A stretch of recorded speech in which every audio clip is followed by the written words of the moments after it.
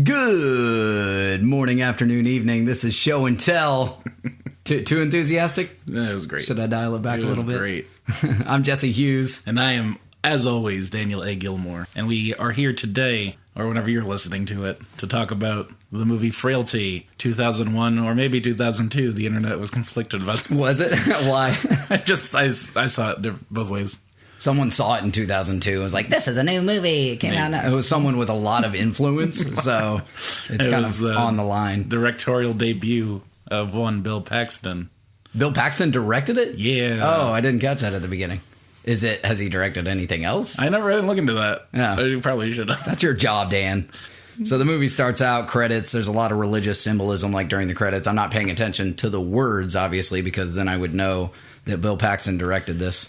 So anyway, the beginning with the credits, it's clear that this is some kind of murder mystery, and I'm going, please be a murder mystery, and it becomes apparent within like a minute, and then I'm like, please be a story about a serial killer, and then an article comes up that says killer claims 6th victim, and I'm like, yes! I just have this fascination with stories about serial killers, and I think everybody does. That's why they make movies like Seven and Zodiac, both David Fincher films. The series Dexter, has a lot of appeal to me because it kind of gets into this psyche of someone who's willing to actually take a life and apply, reasoning to that, and that's kind of what this movie is about. Just my first note, and this is just a general note. I hate it when movies open with credits.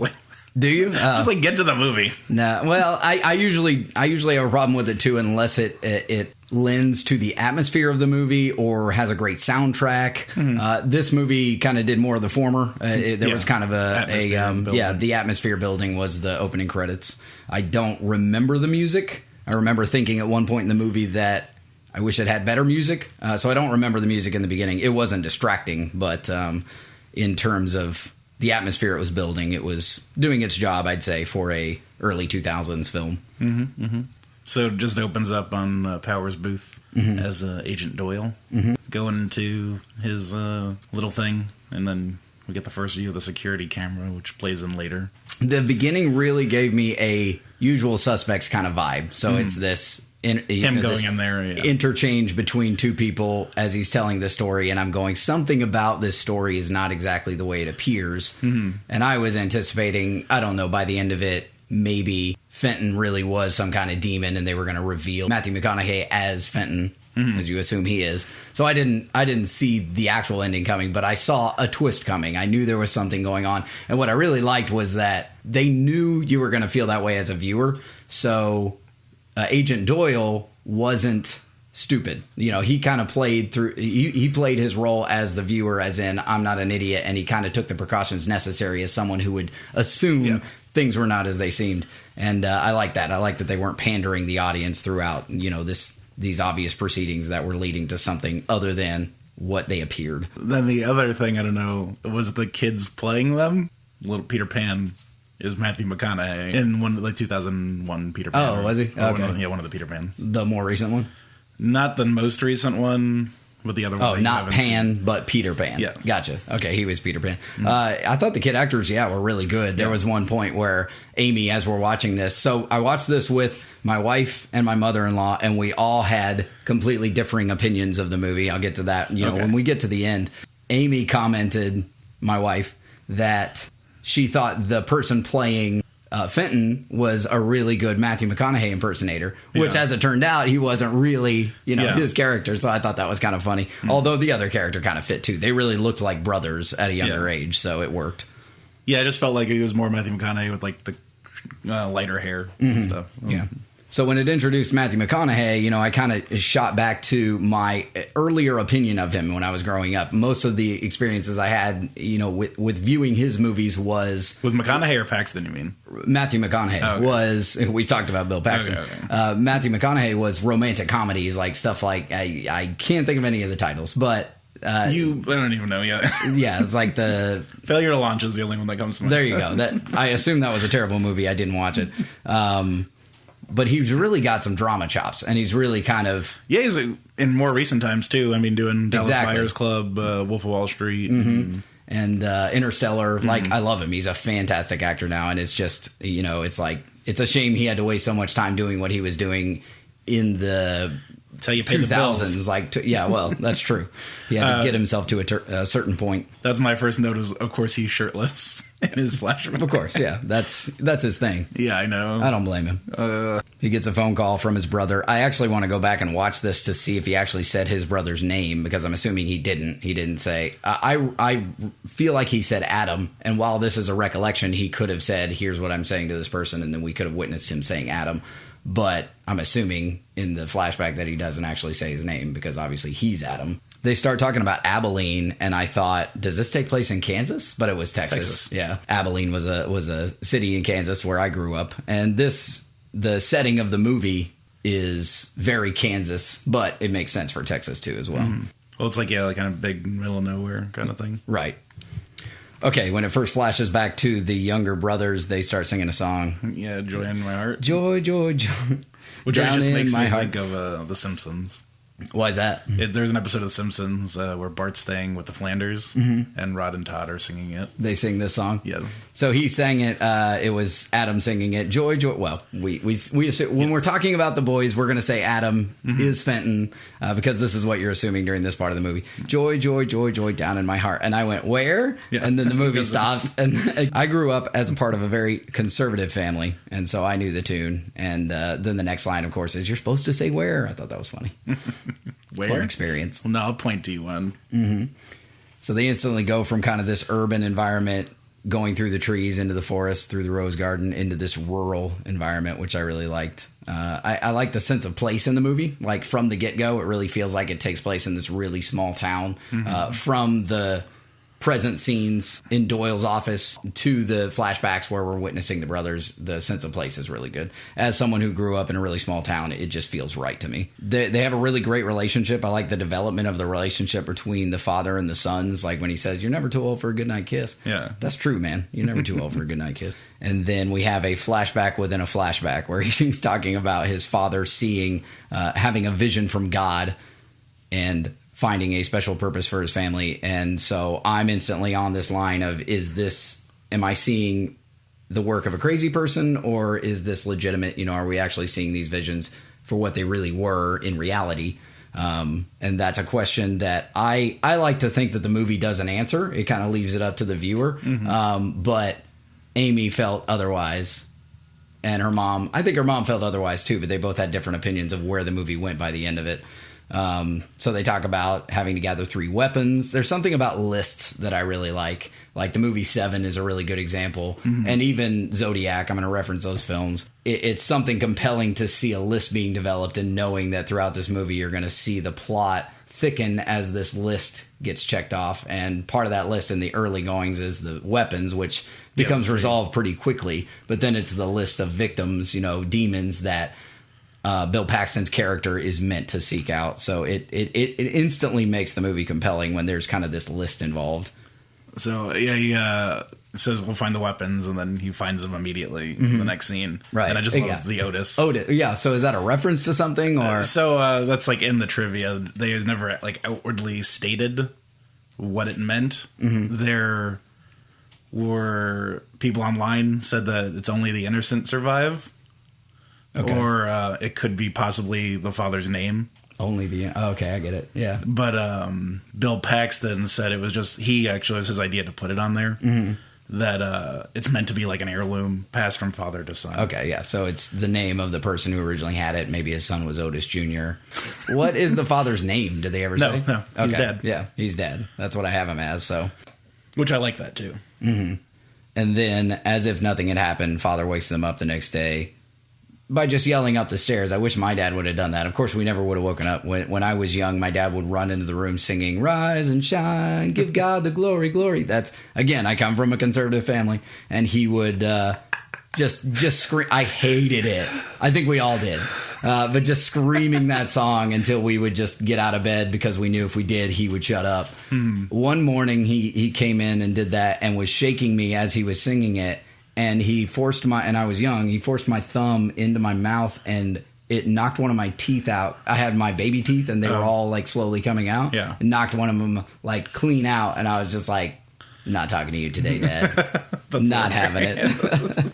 I like the real talk, that they have between, after they've talked about what they're doing to kill demons. Dad and Fenton, we assume Fenton, finally sit down to talk. It's a very real conversation with his older son. Fenton is being really honest with him about how he feels. Yeah, he's like, in terms of maybe you're crazy. Yeah, maybe something's wrong with you. You're at a certain age, Dad. Let's consider that. And that was where I noticed that Bill Paxton's character still has his wedding band on. I thought that was an interesting thing. They don't talk much about the mother or what happened. Yeah, they don't. But clearly, there was a relationship there, and he misses her because he still has the ring on.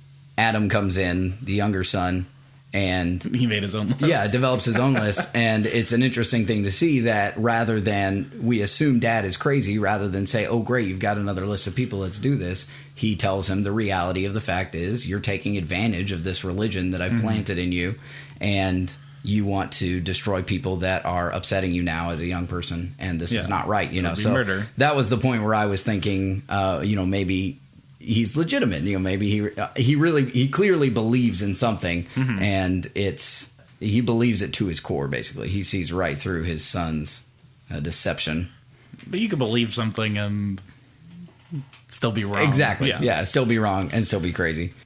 There's a point where Adam asks how his father knows who to go to and how he knows the list. And his answer is God was simply leading him. And my answer to that, when someone says that, because we've encountered people in our lives that will say, I arrived at this point because this is where God led me. My question is always how. I always want to know, as someone who bases his beliefs on empirical fact, I want to know how that happened. Was it literally a voice that you heard in your head? Was it a series of signs that led you to that point? That's kind of what I wanted to know in this case. They're never really clear on what it is.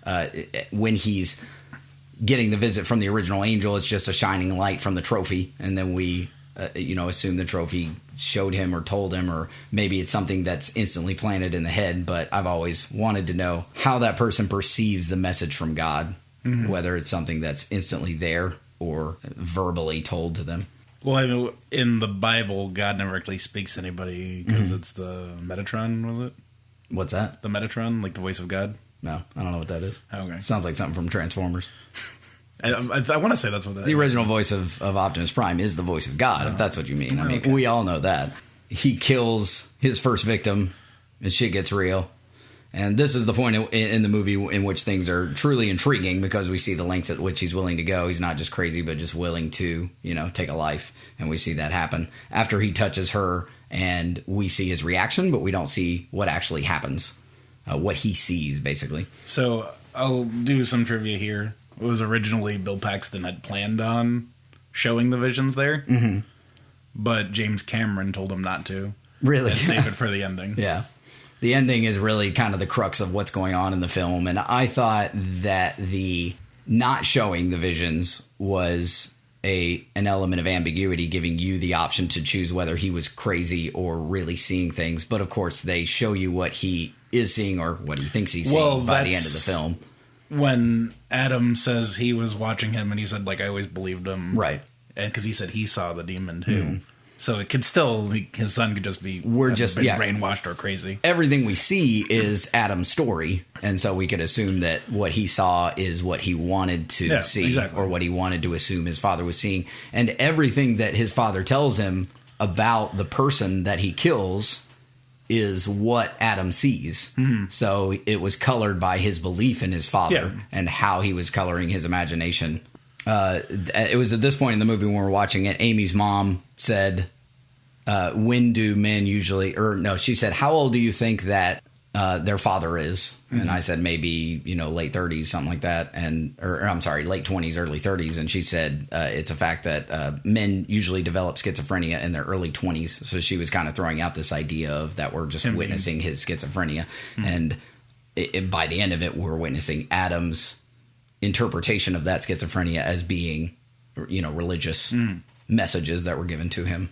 And I like the dynamic as we're watching the story from flashbacks between the two brothers, because one of them is just old enough to know better. So he is the voice of reason with Adam and with his father.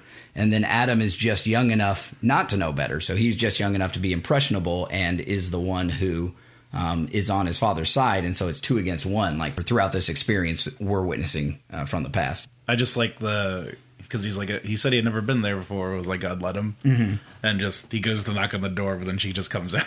Right. Yeah, it just happens to be her. Every time it just happens to be the right person. But of course, that's where God led him. And that's the story that we're being told. Mm-hmm. Yeah, I like the line as they finally leave the detective's office. He says, Adam Fenton says he wanted to keep the bodies in the rose garden. And the detective says, well, why didn't you tell me that in the first place? And he says, would you believe me? And, the answer to that is no. He didn't believe him in the first place. So he had to tell him this story. Yeah, exactly. He says, you never did tell me why you keep just one picture of your mother in your office. And like that phrase, never did tell me, is kind of like something you say to someone after you've known them for at least a couple months. And I'm going, you guys have been talking for like half an hour. I mean, you haven't really given him an opportunity to open up to you like that.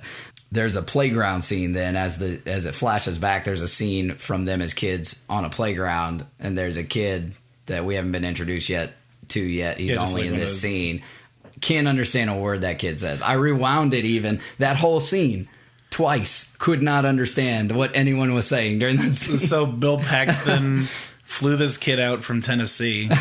Like he insisted that he flew him out to LA. One of his best friends. It was so that they had a native Southern accent in the movie. Okay, everyone seemed to do a good job to me. I mean, I grew up in that area, and they all sounded legitimate to me. Except that kid, I couldn't understand a word he was saying. Yeah, he has just some deep Southern Tennessee accent. He asks him to wrap the house, and I don't know what that means. And then when Adam asks about it, he goes, "I'll tell you later." Does he tell him later? No, they never. We don't get to see that scene at least. That's interesting. But there was nothing really interesting like going on. Because they were talking about Dukes of Hazzard or something. And then he goes, "I like Boss Hogg," and then he goes, "Like I'd like to see her titties." It's kind of this aside of their school life. That's funny. I mean, I'm from that area. I'm from the Midwest. This is what people sound like. The way I talk, this is what people sound like in that area. That's where I grew up. Well, it's supposed to be, Southern Texas. So. Yeah, well, it was during this scene that I actually liked the music. It had like this late 90s vibe, drama, swelling strings. It wasn't anything notable, but it worked. And so that was kind of the music throughout the movie. I felt like it had an opportunity to do more. Same with the directing. Like it was pretty straight-laced, like as far as the way they tell the story is pretty point A to B to C, as clean cut as they could do it. I felt like it could use more style in that regard, but it basically did its job of telling this story. Can't all be Dan Gilroy's. Exactly, yeah. It's too bad, too. We were invisible when we were God's hands. This is the one time he references that term, the God's hand killer, when he says his father told him we were invisible when we were God's hands. So that's kind of a foreshadowing into the effect his father had on him, since he is, in fact, Adam. As they take out the old man, throughout the movie, like as you see these demons, quote unquote, being taken out, I like the way they do editing. It's not extremely graphic, but it's still convincing that what is going on is really going on. Yeah, so it's a good mix of turning away the camera at the right moment and sound effects, which are really important. And reactions, which I thought the actors were really good with. He comes out the next day and says, the angel came to me again. I asked him to come to you, Fenton, but he came to me and he told me something I don't want to believe. And I instantly went, Fenton's a demon. Yeah. We all know it. And that came back just not too far later. And then he asks him to dig a hole 10 feet deep. And I'm like, that's not necessary. It's only 6 feet deep. Obviously, I didn't know what he was asking him to build the hole for. Well, 10 feet deep and wide. So that's crazy. I couldn't do that in a day. And he doesn't. He gives him time. But when he's asked why, he says, Dad says, because I said so. And that's something that my dad always said, and I always did. And I'm led to wonder, eventually I will be a father. Am I going to be able to say so? Like, I don't. I feel like as we're getting older and kids are more and more exposed to what the world is through the internet, I don't know how to prevent that. And they seem to be a little bit more aware as they're younger. So I feel like my kids are going to need a lot more reason other than because I said so than I needed, because, I feared my father, because he was all knowing. And I don't know if I can instill that same fear and respect into my kids with the way that information is translated in the world today. the question I was asking myself when his father forced him to dig that hole was, why isn't he leaving at this point? And they answer that question within a couple minutes. It's because he can't leave his brother. He feels responsible for his brother's well-being and his mental state, and that he believes his father and won't leave him behind. So I liked that. I felt like it was a believable reason for him to dig the hole and go through with what his father wants, waiting for the right opportunity to either convince his brother or leave or kill his peapot. Mm-hmm. Just being stubborn. So he's like, all right, kiddo, time for bed. And Adam says, why does Fenton get to stay up? And I was like, because he's a total badass. Just dug a freaking 10 foot by 10 foot. No, it's like 5 foot by 10 foot at this point hole. And as he continues digging, the narration, the hole was as dark and deep as my hatred for Dad's God. And I like that he refers to him as Dad's God. Dad's God, as he is playing this role of Fenton so well. Now I need you boys to help me be a serial killer. When he reveals basically this cellar is so that we can bring people down here and not get caught. And I'm going, if God is going to blind people to what you're doing, why is it necessary to build a cellar? Yeah. Well, you gave him an opportunity to punish his son and get something out of it, I guess. So that was, I guess, my big question was, I don't know. Obviously, I'm not a kid anymore. And how you remember things. Mm-hmm. If your dad was just like, oh yeah, we're gonna like kill people, how would you think you would have taken that? Right. I mean, I wouldn't have been cool with that. I would have told Mom in my case, because I had a big family. I would have told my whole family. Well, let's assume that your mom was in on it too. Then, like, that would have been really awkward for me. Yeah. Because obviously that would entirely change the way I was brought up. Yeah, I know. Well, we'll say it wasn't from birth, though, but it was the same thing if you were 10 to 12. Because I know, in my head, at that point, I didn't even like going to church or anything like that. Yeah. So I could only imagine, God told us we got to do this for God. I'm like, fuck that. You would instantly assume that your dad is crazy. In my case, I would assume that he really believes himself because my dad was religious. Mm-hmm. So it would make more sense for my dad to do it. It's a weird thing to say. And then Fenton finally has had it. He's running to the sheriff's office and says, I half expected angels or even God himself to come out of the night and stop me.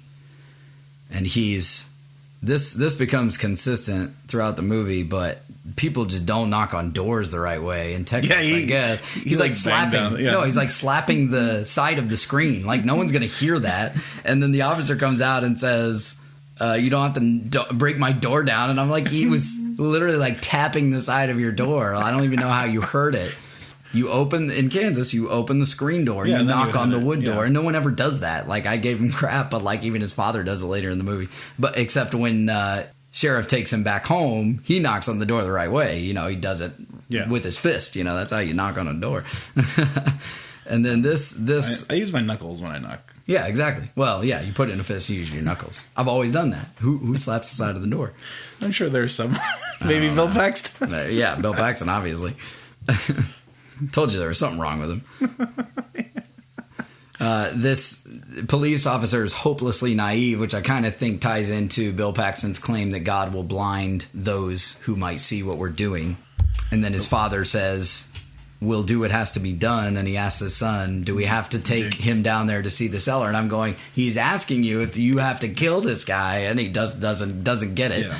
And my question then becomes, if Dad really believes that God is going to blind those who would get in their way, and this police officer is clearly naive even up to the point where he kills him. He says, I've seen enough. Nothing's going on here. Your father had you build a storm shelter. Yeah. And then he kills him anyway.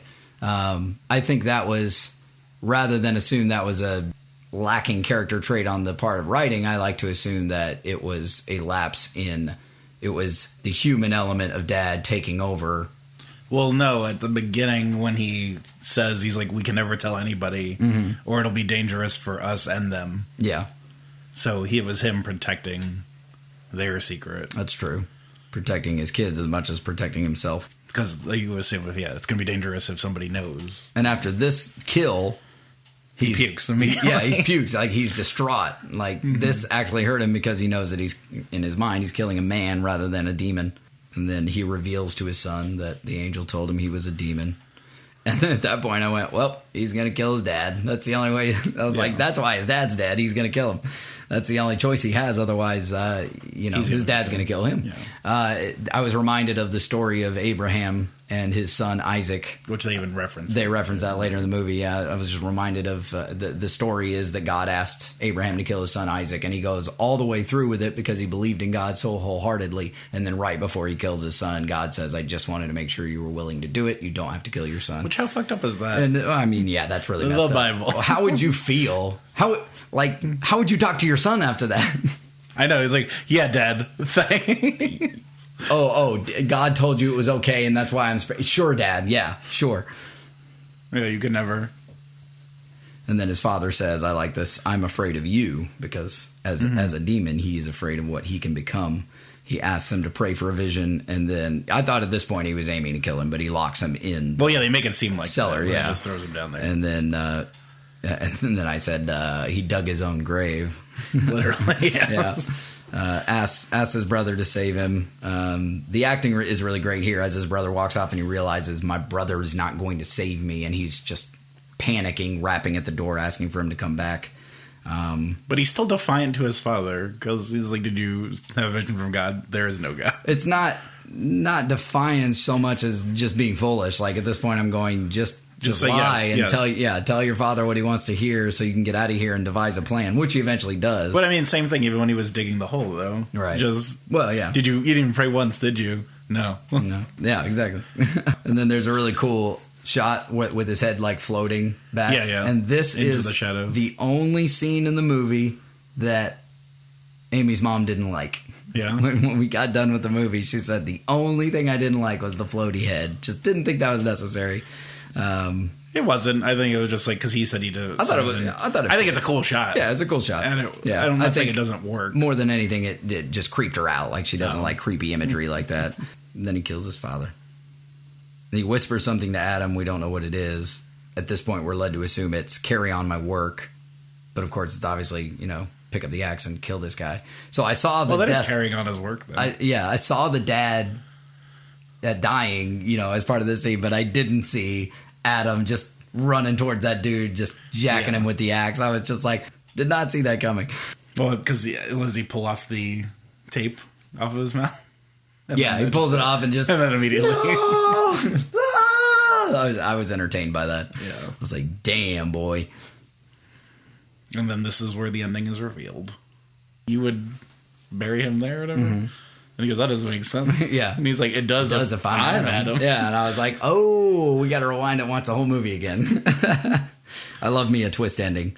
And then he references, this was what we were confused about, and we all had our own reasons for this, but he said Fenton kept trophies in his basement. That's why there's not enough bodies here. So we're led to assume Fenton is a killer. That's why he's considered demonic and why Adam is led to kill him eventually, which is the scene we see right at the end. To me, though, I interpreted it as he was telling Officer Doyle at that point that I, Adam, have planted the other bodies at Fenton's so that he appears to be a demon. I think the only reason he was considered a demon was because he led his... Well, yeah, exactly. He killed his father, and he led his father to kill an innocent man. Mm-hmm. So he was considered a demon by God at that point. The question to me was, why was he not put on Adam's list for so long? If he really was killing people, why would God wait so long for that to happen? What was he doing since he killed his father? What has he done in his life? I would have liked to know that, other than tracking down, because there were... Well, again, everything you see in Fenton's apartment you can assume is planted by Adam. Well, no, and they show him in the flashback that board is still there, and he's just sitting at the desk typing. Okay, so I'm assuming he was stuff. Following his brother's... Makes sense. Murders or whatever, though. But he knew his brother was going to kill him, and when his brother came and he lifted his head and just said, Adam... He clearly was ready for it and wanted it in a way, because he didn't turn around and defend himself. Mm-hmm. So do you assume from that point he realizes that everything is right in terms of what they're doing, or is he giving up because he knows he can't compete with the psychosis of his brother, or I don't know what led him not to defend himself? I mean, that's part of the ambiguity there, I think. Because exactly. I don't think... If the whole time he was like, you're crazy and against murdering people, I don't think he would have become a murderer. Right. I think, like you said, it was a frame up. it's the tape and the other cop like going to see Adam at that point, that leave it less ambiguous. That's true. Yeah. So the thing I was confused about though was him asking Agent Doyle about his dead mother again, and Agent Doyle going crazy, and then we see Agent Doyle killing a woman. Is that his mother he's killing? That's his mother. Why? I really wanted to know why. They don't tell you why he killed they never explain this like, innocent why old lady. any of the demons did anything. Well, yeah, but I mean, Agent Doyle is those a demon. types of people exist. But no, Agent Doyle is a demon. I know, but he killed his mother. Like, yeah, but like the nurse like looked like she killed the dude that she had slept with or something. So that could have been anybody. But maybe he cheated on her or something, and like the old man was a pervert, and really he would terrible. use little girls and then kill them so that they didn't tell anybody. There was not a reason given for Agent Doyle's deception, his being demonic, and I wanted one, so I was a little confused by that. But like, dang, that's brutal. Do you have any trivia to add? You asked about the beer can. It was actually the same beer can used the entire movie. It was Ham's beer can, supposed to be like a 70s style. They couldn't find any more, so they used the same one in every scene. Just filled it up. Yeah, they opened it. Everyone was off screen and had a sound effect. Nice. Powers Booth, Bill Paxton, and Matthew McConaughey are all from Texas. All the driving shots with Agent Doyle were filmed on a soundstage, and it was just the crew pushing the car and like walking back and forth with lights, which I thought was really cool. Well done. The hole that they dug wasn't actually as deep as they made it seem, so Bill Paxton is on his knees in the hole to make it look deeper. Oh, really? Yeah, that's interesting. Because there's a couple shots where you can see it, and he's like, yeah, I was on my knees. So I was like, oh, that's cool. Yeah.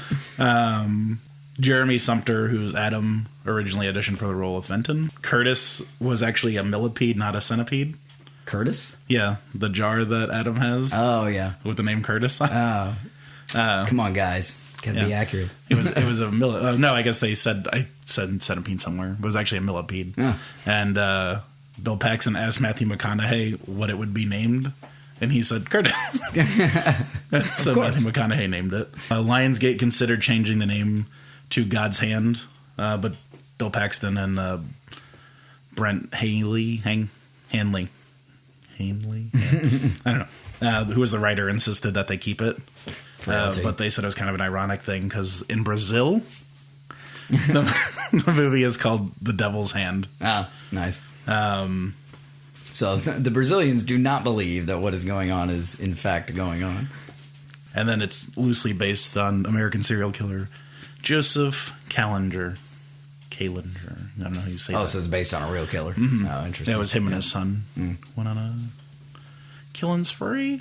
Then it was supposed to be an ambiguous title because you could say it was like the frailty of family, but the writer, I guess, said it was more about the frailty of morality and religion. That's cool. I like that. Good and evil. I was going to ask, what frailty meant. I mean, I know what it means, and it applies to what's going on in the movie, but I wanted to ask like what the director and writer's interpretation of it meant, and I like that.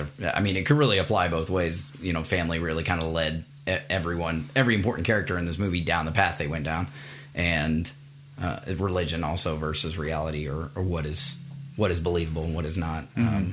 I like the idea of the movie. So the interpretation we all had of it, Amy's mom turned to me at the end of the movie and said, I give it a 5. And I thought she meant out of 10. I was like, out of what? And she said 5. I was like, wait, really? You liked it? Yeah. She loved it. Yeah. She was like, the only thing I would change is take out that floaty head scene. I don't want it. And then Amy said, I really didn't like it at all. It was really, Amy said the ending ruined it for her. She said it was a good movie. She was enjoying it. And the ending was just kind of predictable and stupid.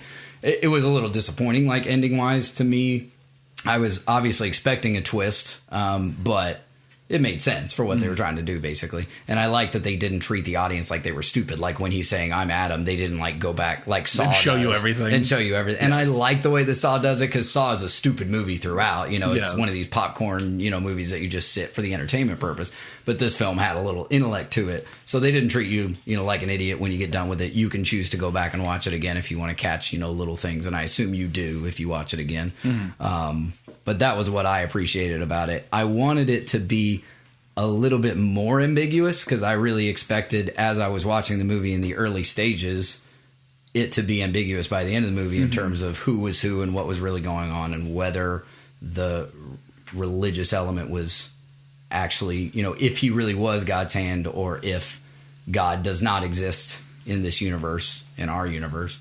But that's up to the viewer and based on what they believe. In my head, I believe that the story he was telling is the story of a schizophrenic person. Everything we see in the film makes sense from his perspective. Yeah. And so we're getting to see the way he tells the story and the way he really saw it, and we get to decide whether or not we believe it, basically, which I thought was refreshing. I think that's cool to see in a movie from like 15 years ago that it kind of has the intellect that it does.